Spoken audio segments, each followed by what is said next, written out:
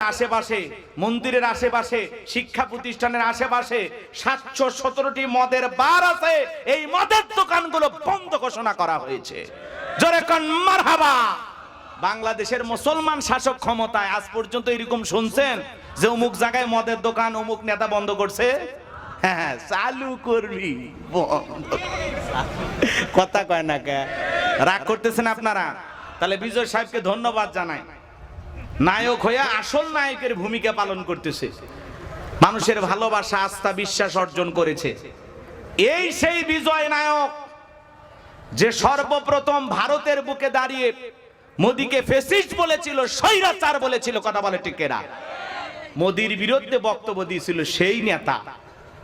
সবাই বলতেছে আগামীর প্রধানমন্ত্রী হতে পারে নায়ক। কথা কয় না কে? হ্যাঁ, এই জন্য অনেক ভাবে তাকে থামানোর চেষ্টা করেছে, থামাইতে পারে নাই। একজন মুসলিম নারী, তাদের মুসলিম লীগ দলের ৩ জন এমপি এই বিজয়কে সমর্থন দিয়া ১২০ জন পার হয়ে গেছে। পরিশেষে সে মুখ্যমন্ত্রী হয়, শপথও নিছে নায়কের স্টাইলে। কথা কন ঠিক কিনা? তা আমরা দোয়া করি, সে হতে পারে অমুসলিম, কিন্তু আমরা তার জন্য দোয়া করি, কারণ তিনি বলেছেন আমি যতদিন ক্ষমতায় থাকবো কোন মুসলমানের ওপরে একদিনের জন্য কাউকে নির্যাতন করতে দেব না।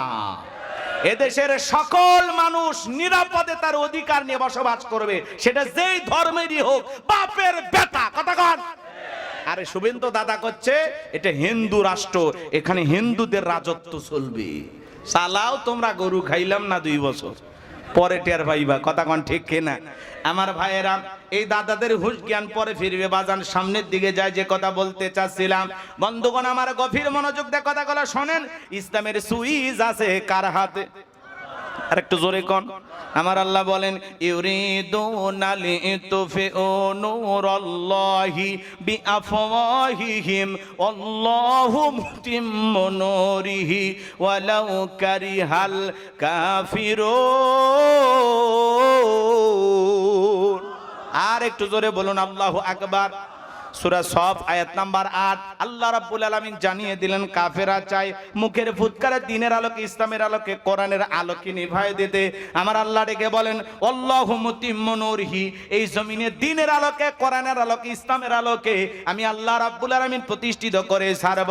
যদিও কাফের বেঈমানদের অন্তরে যত ধরনের জ্বালা যন্ত্রণা হোক না কেন, ইসলাম ছিল, ইসলাম আছে, ইসলাম থাকবে।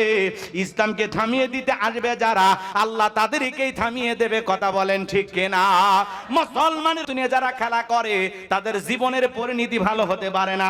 বাংলার জমিনেও যারা শাপলা চত্বরে আলেমদেরকে হত্যা করেছিল, এদেশের সোনার মানুষদেরকে ফাঁসির দড়িতে ধরিয়েছিল, যারা আলেম ওলামাদেরকে মিথ্যা মামলা দিয়ে জেলখানায় বন্দী করেছিল, এদেশের হাজার হাজার মানুষকে মামলা দিয়ে জেলখানায় ফাঁসিয়েছিল, যারা জুলাই হাজার হাজার মায়ের বুক খালি করেছিল ক্ষমতার চেয়ারে টিকে থাকার জন্য, মুসলমানের দুনিয়া খেলা করার কারণে রান্না করা ভাত খাওয়া ভাগ্যে জোটে নাই, হেলিকপ্টারে করে দাদার বাড়িতে পালিয়ে গেছে। কথা বলেন ঠিক কিনা?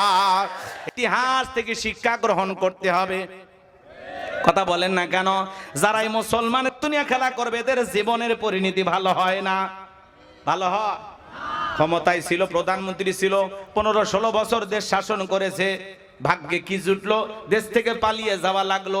তার মানে ক্ষমতার চেয়ারে বসলেই লোকটা সম্মানিত হয় না।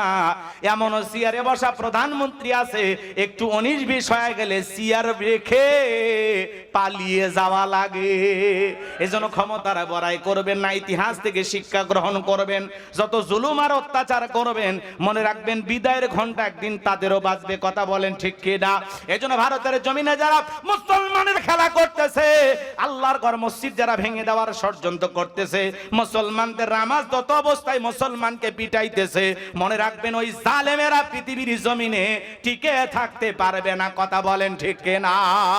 চলুন না বাজানোর সামনের দিকে যায়। বেলাল লেগে বলে নবী আমার জীবনের কোনো দাম নাই। আমার মনে বোমাইকে বলেছিলাম উর্তুম্বা ছাগল পেশাব পায়খানা করে দেয়, এই ঘরে থাকতে আমার বড় কষ্ট হয়। ওমায়ে ডেকে বলে বেলাল উর্তুম্বা ছাগলের দাম আমার কাছে আছে, কিন্তু তোর মতো কালো হাফসি বেলাল বেলালের দাম আমার কাছে নাই। এই কথা শোনার পরে বেলাল ডেকে বলে, নবী গো, আমার জীবনে কোনো দাম নাই, আপনি শুধু দোয়া করেন আমি যেন মৃত্যু পর্যন্ত কালেমার পথে টিকে থাকতে পারি। এই কথা বলে হযরতে বেলাল চলে গেলেন। পরের দিন সকালবেলা সূর্য উদয় হয়ে গেছে, অনেকটা বেলা হয়ে গেছে। হযরতে বেলাল দরজা খোলে না। বসেন ভাই, সিয়ার ফাঁকা রাখেন। সব করে বুবু এসে বসে যায়, সিয়ার ফাঁকা রাখা হবে না, ক্ষমতা ধরে থাকেন। রাগ করতেছেন নাকি আপনারা? বক্তার আশেপাশে সিয়ার ফাঁকা থাকলে ভাল লাগে? মানুষ মনে করে হুজুর মানে ফাঁকা মাঠে গোল দিচ্ছে। কথা কন না কে? রাগ করতেছেন নাকি আপনারা? এখানে যে হাজার হাজার মানুষ বসে আছে তার মধ্যে দুই একজন এই সিয়ারটা ধরে রাখেন, ঠিক আছে? হ্যাঁ, ক্ষমতা দেওয়া হলো আপনার। জি, রাগ করতেছেন? চলেন না সামনের দিকে যাই বাজান। পরের দিন সকালবেলা সূর্য উদয় হয়ে গেছে, অনেকটা বেলা হয়ে গেছে। হযরতে বেলাল দরজা খোলে না। অন্য চাকর বাকর যারা আছেন নালিশ নিয়ে চলে গেছে ওমায়ের কাছে। যা বলে, নেতা এখন পর্যন্ত বেলাল দরজা খোলে নাই, তাই নাকি? বলে হ্যাঁ ঠিক আছে চলো যাই। ডাক দেয় দরজায়, বেলাল দরজা খোল। হযরতে বেলাল দরজা খোলে না।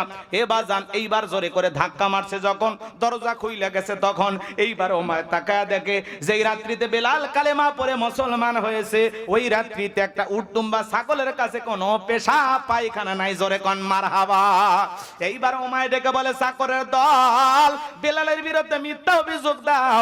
তোমরা যখন ঘুমাচ্ছিলে বেলাল তখন ময়লা আবর্জনা পরিষ্কার করেছে, তাকায় দেখো না একটা উটদুম্বা ছাগলের কাছে কোনো পেশাব পায়খানা নাই, যাও নিজেদের কাজ করো। এই কথা বলে ওদেরকে তাড়িয়ে দিয়ে এক পা দুপা করে বেলালের কাছে চলে গেলেন। হযরতে বেলাল দেয়ালে পিঠটা লাগাইয়া জিহ্বা নাড়ায় জিকির করতেছে কার? এইবার হযরত বেলালকে হালকা করে ধাক্কা মারছে, যখন জবান দিয়ে কালেমার আওয়াজ বের হয়েছে তখন এইবার ওমায় ডেকে বলে, বেলাল তোর জবান দিয়ে কি শুনলাম, তুমি কি মুসলমান হয়েছো?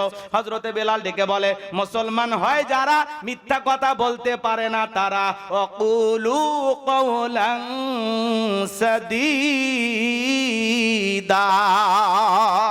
আরেকটু জোরে বলুন আল্লাহু আকবার। মুসলমান হবে যারা, সত্যবাদী হবে তারা। মুসলমান কখনো মিথ্যাবাদী হতে পারে না। আমাদের সমাজে মিথ্যাবাদী আছে না নাই? ভরা পেটে মিথ্যা, খালি পেটে মিথ্যা, ঘুমানোর আগে মিথ্যা, ঘুম থেকে উঠেও মিথ্যা। মিথ্যা বলতে বলতে চেহারা বেঁকা হয়ে গেছে, এক পা কবরে চলে গেছে। এত মিথ্যা কথা বলে, শয়তান পর্যন্ত বলে আমি এত খারাপ না। কথা বলেন ঠিক কি না? আমার বন্ধুগণ গভীর মনোযোগ দিয়ে শুনবেন। মুসলমান হিসেবে আপনাদের কাছে মনোরোধের ভাষায় বলে যায়, আল্লাহর রাস্তে মিথ্যা বলবেন না। মিথ্যা বললে এদিক জবানের বরকত নষ্ট হয়। মিথ্যা বলা কবিরা গুনাহ। কথা কন না কেন? একটা মিথ্যা বললে ওই মিথ্যাকে ঢাকার জন্য আরো 10টা মিথ্যা বানিয়ে বলতে হয়। এই জন্য মিথ্যা বলবেন না। মুসলমান হিসাবে সব সময় সত্য কথা বলবেন। ইনশাআল্লাহ। সাতক্ষীরার মাটি সত্যি আল্লাহওয়ালাদের ঘাঁটি। কথা বলেন ঠিক কিনা? এখানে নির্ভেজাল খাঁটি মুসলমান বসবাস করে। এটা মুনাফিকদের জমিন নয়, সাতক্ষীরার জমিন আল্লাহওয়ালাদের জমিন। কথা বলেন। সোনার ভাইয়েরা আমার, গভীর মনোযোগ দিয়ে কথাগুলো শুনে যান বাজান। আমি গোলাম রব্বানি যে কথা বলতে চাচ্ছিলাম, এইবার ওমায় ডেকে বলে, বেলাল তোর জবান থেকে কি শুনলাম, তুমি কি মুসলমান হয়েছো? হযরতে বেলাল ডেকে বলে, হ্যাঁ গতকাল রাত্রিতে নবীজির হাতে হাত রেখে আমি কালেমা পড়ে মুসলমান হয়েছি। ওমায় ডেকে বলে, বেলাল তুমি যদি চাও উটদুম্বা ছাগলের মালিক তোমাকে বানায় দেব, থাকার জন্য ভালো ঘরের ব্যবস্থা করে দেব। হযরতে বেলাল ডেকে বলে, উমাইয়া রে, দুনিয়ার কোন পার্থিব সম্পদের বিনিময়ে বেলাল তার ঈমান বিক্রি করবে না। বলুন আল্লাহু আকবার। এই কথা শোনার পরে ওমায় ডেকে বলে, বেলাল আমার কথা না শুনলে বড় নেতা আবু জেহেলকে খবর দেব। হযরতে বেলাল ডেকে বলে, কোন বড় নেতা ছোট নেতা এখন কাউকে কোনার টাইম নাই। আমি দুনিয়ার কোন আবু জেহেলকে ভয় করি না, আমি ভয় করি আমার আল্লাহকে। বলুন আল্লাহু আকবার।